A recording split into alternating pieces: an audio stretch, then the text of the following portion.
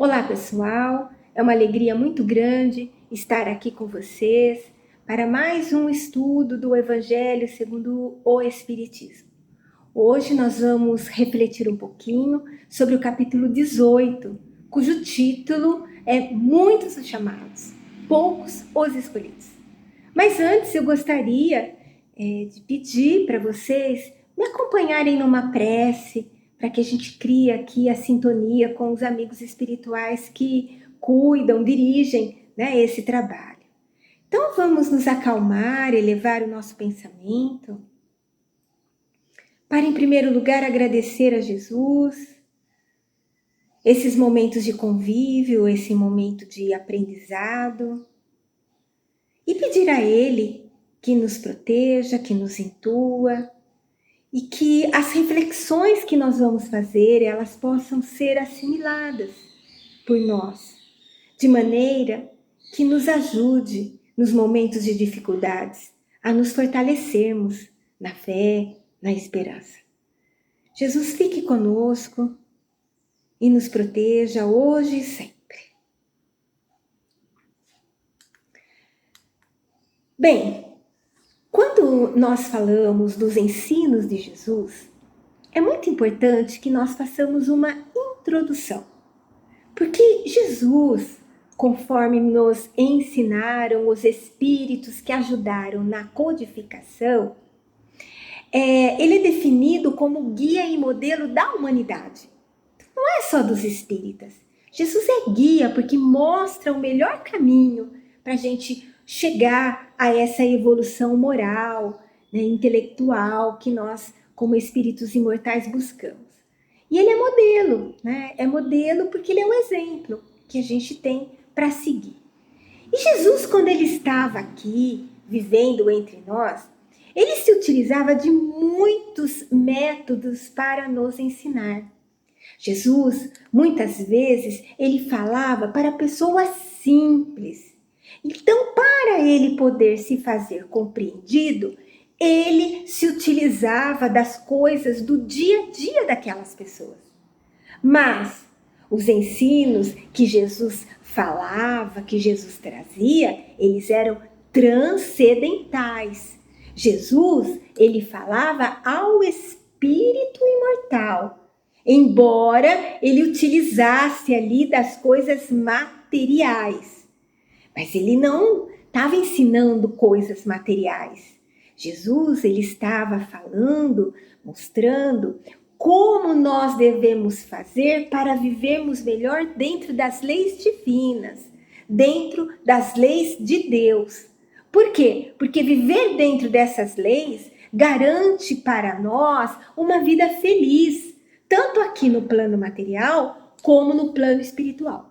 Então, Allan Kardec, para nos estimular a agirmos dentro dessas leis, ele vai trazer esse ensinamento, com esse título, Muitos os chamados e poucos os escolhidos. E para isso, ele vai escolher uma história que consta no Evangelho de Mateus, lá no capítulo 22, dos versículos 1 a 14. Essa história, ela fala de uma festa de casamento, uma festa que um rei preparou para comemorar o casamento do seu filho. Essa história, ela é chamada de parábola do festim de bodas. Então, é uma parábola, uma história que se encerra por um preceito moral, por uma forma de conduta, que fala de uma festa de casamento e foi contada por Jesus.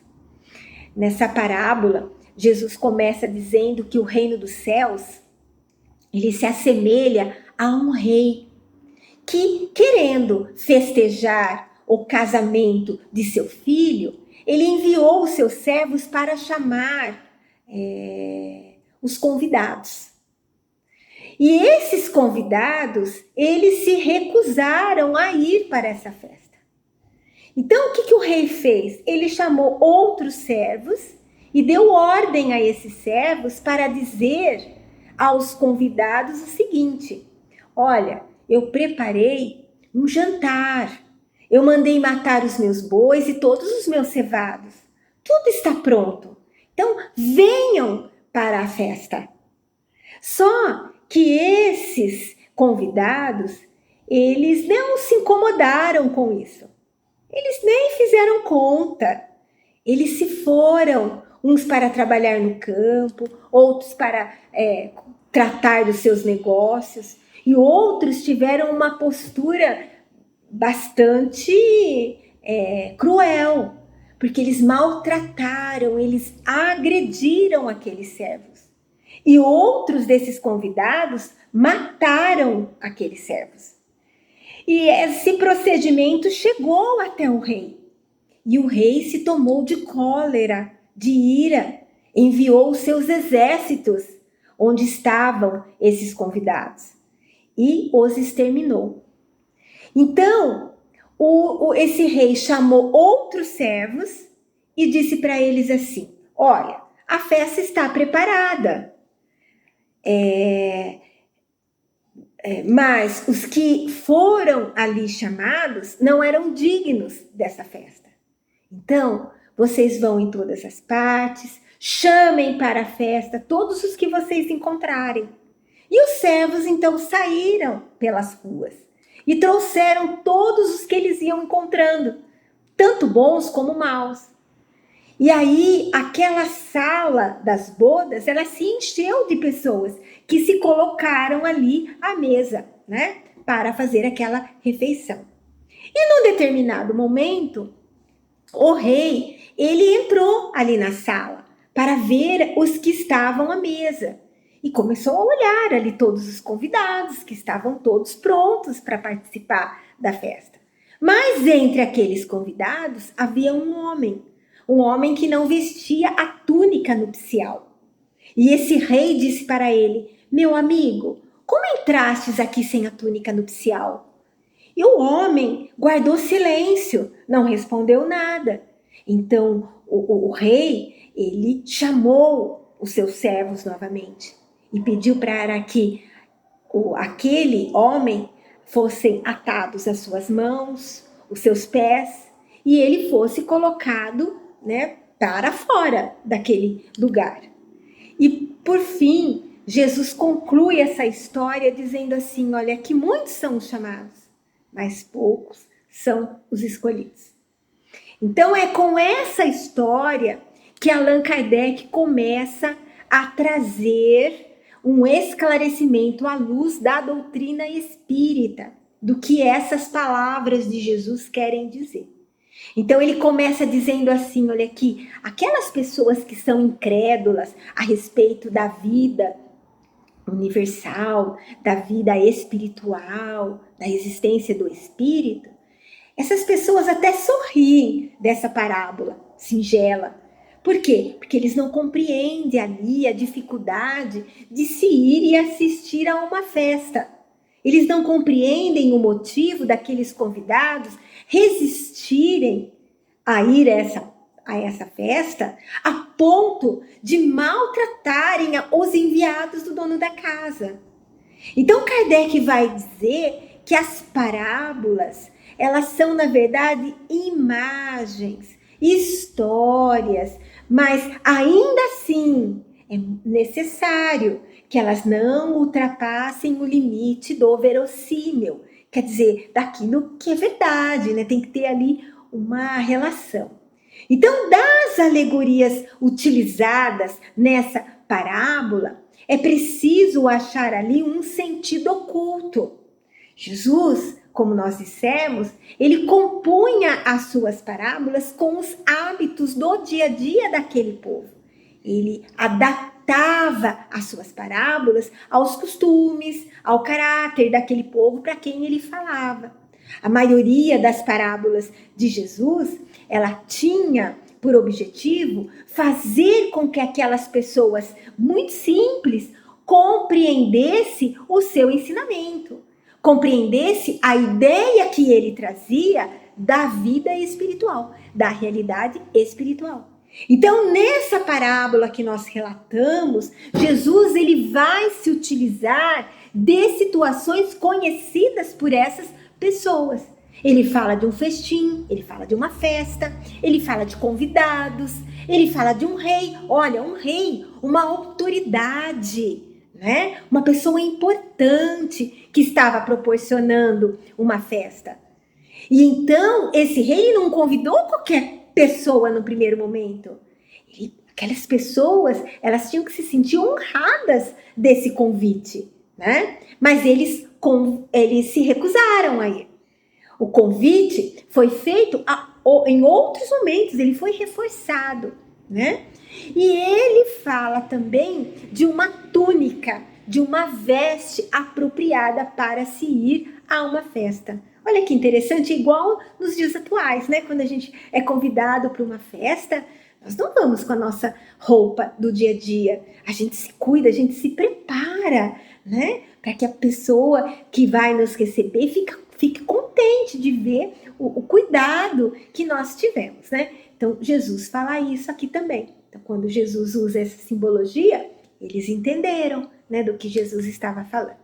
Mas o mais importante é a gente entender o que está por trás de toda essa alegoria, né? Então, veja, Jesus ele está comparando o reino dos céus, que é a vida espiritual, onde tudo é alegria. O que Jesus está comparando com o quê? Com um festim, com uma festa, né? Onde as pessoas estão ali comemorando, estão alegres.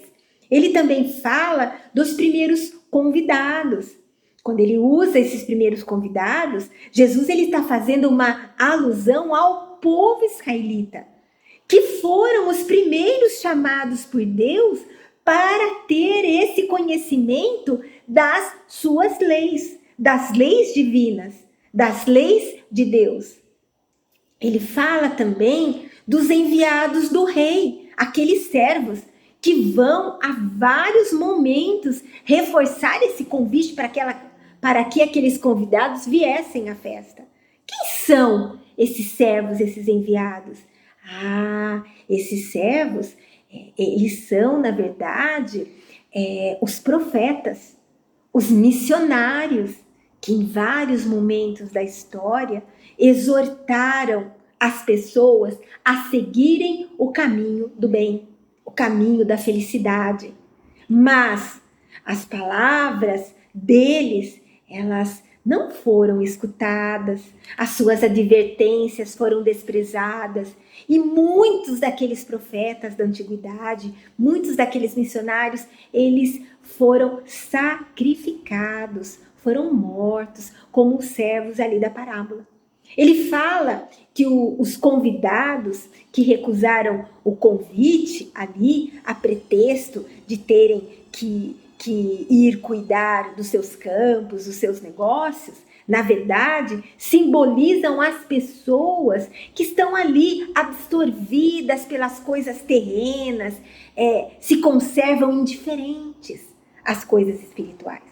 Então, Allan Kardec, ali, nesse primeiro momento do capítulo, ele vai dizer que os judeus, aquele povo israelita, naquela época, eles se acreditavam como sendo uma nação privilegiada, uma nação que estava acima dos outros povos que viviam ali. E por que eles pensavam assim? Eles pensavam assim porque lá no Velho Testamento nós vemos que Deus ele faz uma promessa a Abraão, que é o patriarca desse povo, né? Diz que Deus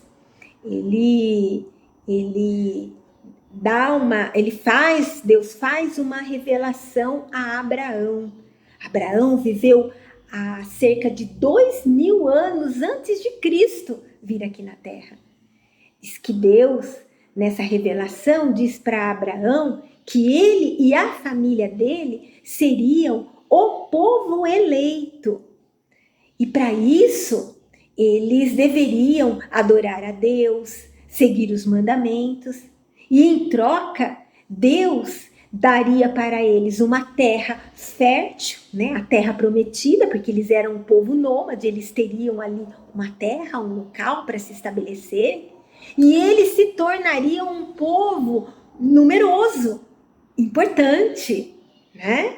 Então veja, então antes de Jesus ele vir aqui à Terra, esse povo, e a gente vê isso nos relatos, esse povo, eles, ao contrário de outros povos idólatras, politeístas, né, que viviam ali adorando vários deuses, eles foram os primeiros a praticar publicamente o monoteísmo.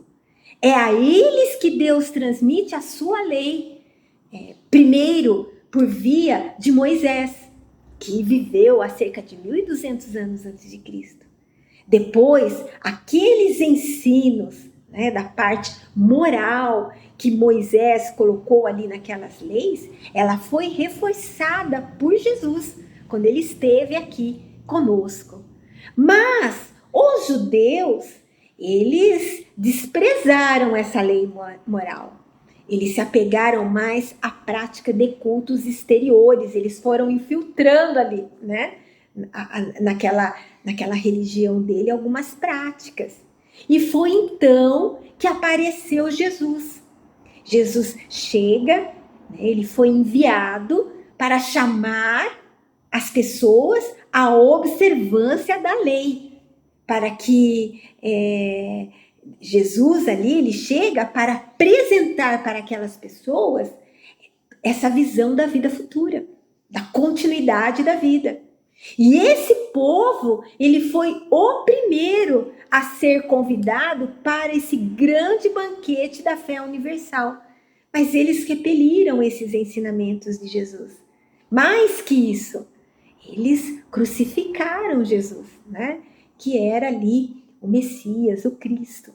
Então, Kardec, ele vai dizer também que não foi o povo todo que assim procedeu, ignorando esses ensinamentos, mas principalmente aqueles grupos religiosos, em especial os fariseus, os saduceus, que sacrificaram a nação por orgulho, por fanatismo e até mesmo por incredulidade. Então são para eles que Jesus está falando. Jesus identifica esses escribas, né, esses fariseus, esses saduceus. Jesus identifica como esses convidados que recusaram a comparecer a esse festim das bodas. Por isso que há um outro convite, ele acaba sendo estendido, né? A palavra, ela ia ser pregada a todos os outros povos, pagãos, idólatras, e estes, se as acolhesse, seriam admitidos ao festim, em lugar dos primeiros convidados. E a gente, quando olha a história do cristianismo, a gente vê que foi isso que aconteceu. Porque o cristianismo, ele nasce no seio daquele povo, mas ele não fica restrito àquele povo, ele se expande. E aí a gente vê o trabalho de Paulo de Tarso, levando os ensinos de Jesus a vários povos, às várias civilizações, a ponto de um ensinamento que foi dado no Oriente chegar aqui até nós, no Ocidente, né? Como esse trabalho foi importante. E um outro ponto que nós temos que ressaltar é que não basta a ninguém ser um convidado, né? Ou seja, não basta a gente se dizer cristão. É preciso que antes de tudo nós estejamos revestidos da túnica nupcial. Isso é preciso que a gente esteja vestido de um coração puro, de um coração que conheça e cumpra essas leis de Deus, essas leis segundo o Espírito. Então, o que isso significa? Que é importante que, conhecendo essas leis de amor trazidas por Jesus aí, a gente utilize isso para já fazer todo o bem que nós podemos, né? Que nós já conseguimos fazer, né? Em benefício nosso, mas principalmente em benefício do próximo, né? Não fiquemos agindo apenas de forma egoísta. Mas, infelizmente, né, entre todos aqueles que ouvem a palavra divina, poucos são os que guardam, poucos são os que aplicam proveitosamente. Então, poucos se tornam dignos de uma felicidade, tanto nesse plano material como no plano espiritual. Então, é por isso que Jesus disse: chamados haverá muitos, poucos, no entanto, serão os escolhidos. Agora, Kardec, ele também coloca nesse capítulo mais 2 ensinamentos de Jesus muito importantes que reforçam, né, esse assunto. No primeiro, ele lembra aquele ensino de Jesus que diz que nem todos os que dizem Senhor, Senhor, entrarão no reino dos céus. Então ele fala assim, olha, que aqueles que entrarão no reino dos céus são apenas aqueles que fazem a vontade do Pai, de Deus, né? Ele diz assim que muitos, quando retornarem, né, ao plano espiritual, irão dizer: Senhor, Senhor, nós não profetizamos em teu nome, nós não expulsamos em teu nome os demônios, nós não fizemos aí muitos milagres em teu nome. E diz que nós ouviremos, né, ali em altas vozes: afastai-vos de mim, vós que fazeis obras de iniquidade. Quer dizer, fez, mas fez por interesse, não fez com aquele coração puro, com desprendimento, né? E aí tem um outro ensino que Kardec coloca também, porque ele diz assim, olha, que ele pega do Evangelho, né? São palavras de Jesus. Ele diz assim: aquele, pois, que ouve essas minhas palavras e as pratica, é comparado a um homem prudente, que construiu sobre a rocha a sua casa. Então, quando caiu a chuva, quando os rios transbordaram, quando os ventos sopraram, a casa, ela estava edificada sobre a rocha. Então, ela não ruiu, ela não caiu. Mas aquele que ouve essas palavras e não as pratica, ele é semelhante a um homem insensato que construiu a sua casa na areia. Então, quando caiu a chuva, quando os rios transbordaram, quando os ventos sopraram, a casa não resistiu, né? Ela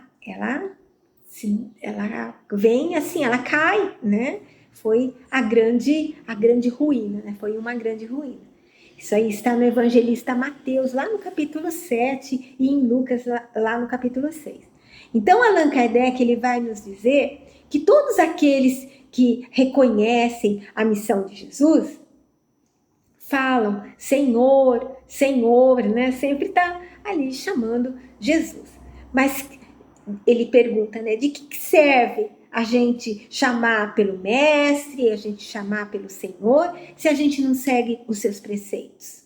Então, Kardec faz uma pergunta. Ele fala assim, olha, será que vão ser seus discípulos todos aqueles que passam os dias em oração, né, e não se mostram nem melhores e nem mais caridosos e nem mais indulgentes para com os seus semelhantes? E ele responde não, né? Não. Então, no tempo de Jesus, havia ali grupos religiosos que faziam as orações em praças públicas, que se vestiam de forma a mostrar um certo rigor ali religioso, né? Uma postura correta, e se impor aos homens. Mas aquilo era só forma, era só exterior. Não, eles não se impunham ali a Deus, né? Então, essa colocação aí feita por Jesus e explicado aí por Allan Kardec, eles simbolizam aqueles que adoram a Deus apenas de lábios, mas não de coração, porque eles desmentem com os seus atos o que eles dizem com os lábios. Por quê? Porque tem postura diferente daquilo que eles oram. Então, eles caluniam o próximo, ou exploram viúvas, ou tinham ali o coração cheio de ódio, ou faziam correr as lágrimas em vez de secá-las. Porque diz ali Allan Kardec, lembrando os ensinos de Jesus, o reino de Deus, quer dizer, você está bem espiritualmente, é para os que são brandos, humildes, caridosos, unem ali conhecimento à prática.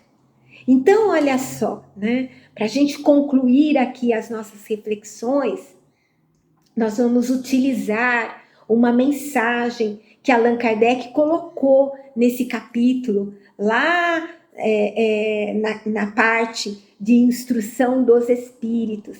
Ele coloca ali uma mensagem do espírito Simeão, que foi recebida no ano de 1863. Essa mensagem foi ditada na cidade de Bordeaux, na França. Ela tem o título Pelas Obras é que se reconhece o cristão. Então, esse espírito aí, em uma parte da mensagem, ele pergunta assim, olha, será que basta a gente trazer o libré, quer dizer, o uniforme ali, né, do Senhor, para sermos considerados um fiel servidor do Mestre, né, externamente? Será que basta a gente cantar, falar que nós somos cristãos para que alguém seja um seguidor do Cristo? Olha que provocação que ele faz para a gente, né? Aí esse Espírito fala para a gente assim, olha, procurai os verdadeiros cristãos e os reconhecereis pelas suas obras. Ele lembra para a gente que uma árvore boa, ela não pode dar maus frutos. E nem uma árvore má pode dar bons frutos. E aí ele faz um comparativo muito bonito, porque ele compara o cristianismo com uma grande árvore, uma árvore boa, cujos frutos de consolo, de esclarecimento, ajudam tantas pessoas a se verem moralmente, intelectualmente. Ele fala que os frutos que essa árvore do cristianismo dá são os frutos da vida, são frutos de esperança, frutos de fé. Então, ele fala que o cristianismo, sendo essa grande árvore, ele é uma árvore boa, de ensinos bons. Só que os jardineiros, que somos todos nós, né, que cuidamos, precisamos cuidar, preservar essa árvore, nem sempre são bons. Então, às vezes, querem moldar essa doutrina às suas ideias, a ideias equivocadas, às suas necessidades. Mas aí ele nos dá um alerta. Ele fala que essa árvore, ela precisa ser forte. Ela tem que ser preservada, cuidada. Por quê? Porque o viajor, que também, né, pode ser representado por todos nós, cansado, sofrido, possa descansar debaixo daqueles galhos, né? Daquela sombra frondosa que o cristianismo, que essa árvore do cristianismo proporciona, né? E aí encontre fruto de esperança e possa restabelecer a força, a coragem.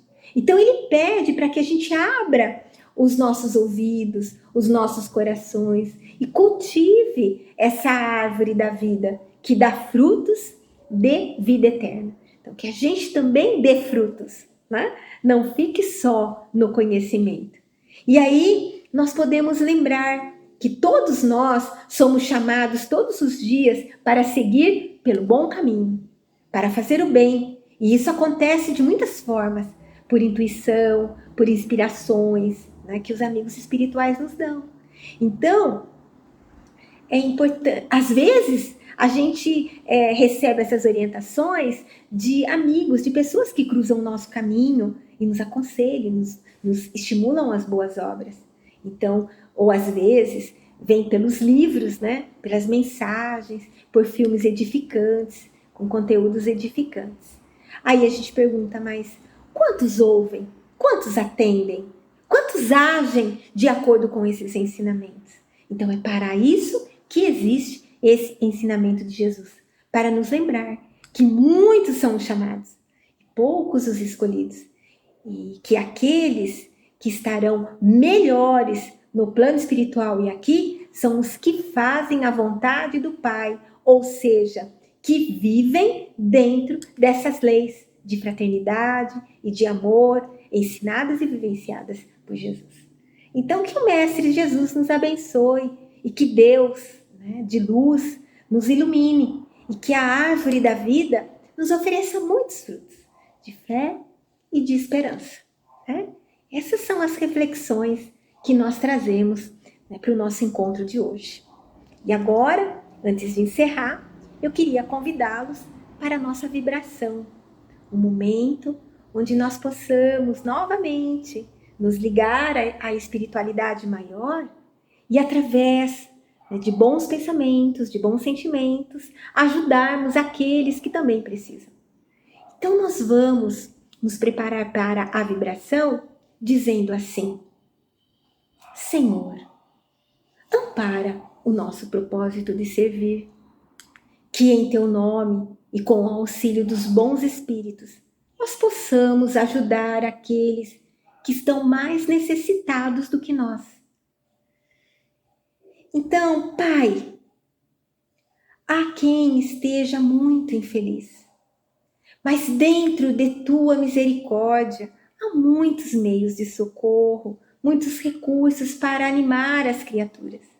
Então, de toda a alma nós te rogamos, abençoa os que sofrem, dá a cada sofredor a suavização de suas dores, um bálsamo para as suas tristezas. Vibremos.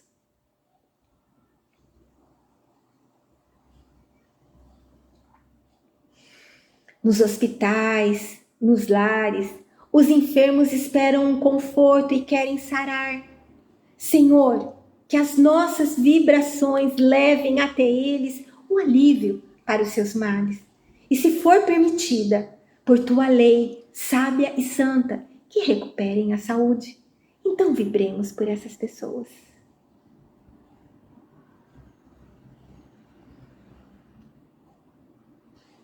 E quanto a nós, Senhor, te pedimos perdão pelas nossas faltas. Ajuda-nos a desenvolver as virtudes que estão em nossa alma. Nós queremos cumprir os nossos deveres para alcançarmos o aperfeiçoamento espiritual e conseguirmos aí a verdadeira felicidade. Vibremos por todos nós.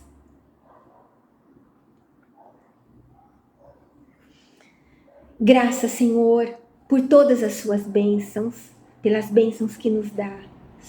E nós, nesse momento, nos despedimos, pedindo que fique conosco, agora e sempre. Obrigada, Senhor.